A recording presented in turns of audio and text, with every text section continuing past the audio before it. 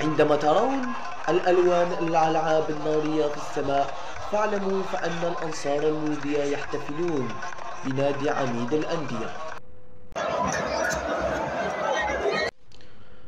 كل أحياء الشعبية ألوانها نادي مولودية الجزائر، يناصرونها كبارا وصغارا، رجالا ونساء.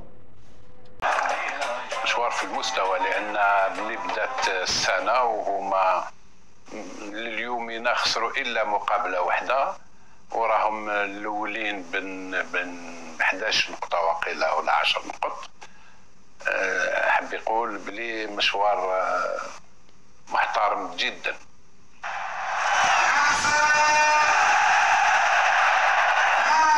مشوار ممتاز، حصلوا على الصدارة من بداية الموسم إلى اليوم، النتيجة مستحقة.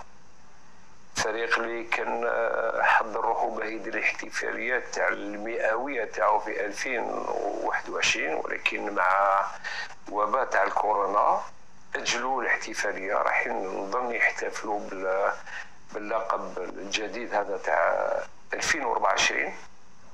كانوا يتمنوا يديروه في 2021، لكن راح يحتفلوا فيه في 2024.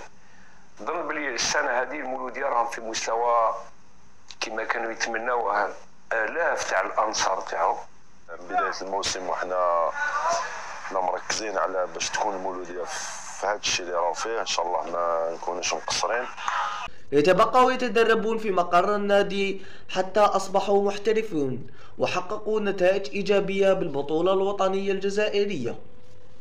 يعتبر مقر التدريبات والملعب هدية عظيمة لنادي المولودية في حي دويرة.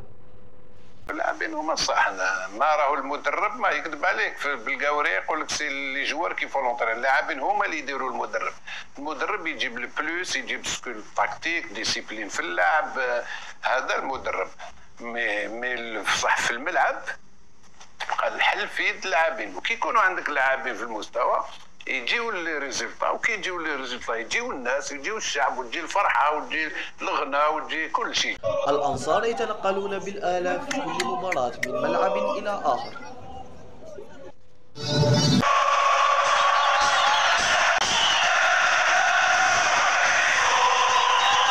المناصرين تاعو يتبعوا الفريق كي يلعب مقابلات خارج الديار، يروحوا ب10,000 20,000 مناصر، حاجة رائعة ممتازة. كي يلعبوا هنا في ملعب 5 جويلية، ملعب مختد 60-70 ألف مناصر، هزيج، يعني حاجة ممتعة. حتى في المقاهي الشعبية يناصرونها كبارا وصغارا، رجالا ونساء.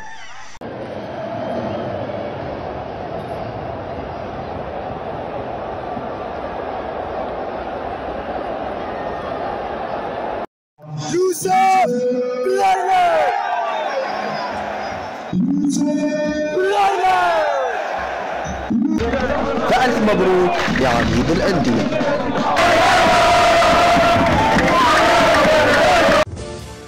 فألف مبروك بالبطولة الوطنية الجزائرية وتأهلهم إلى كأس الإفريقية.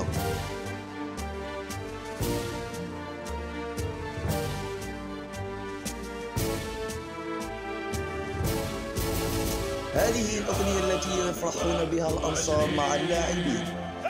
زادت المولودية شاد القصبة ولغين، احنا عبيد الأندية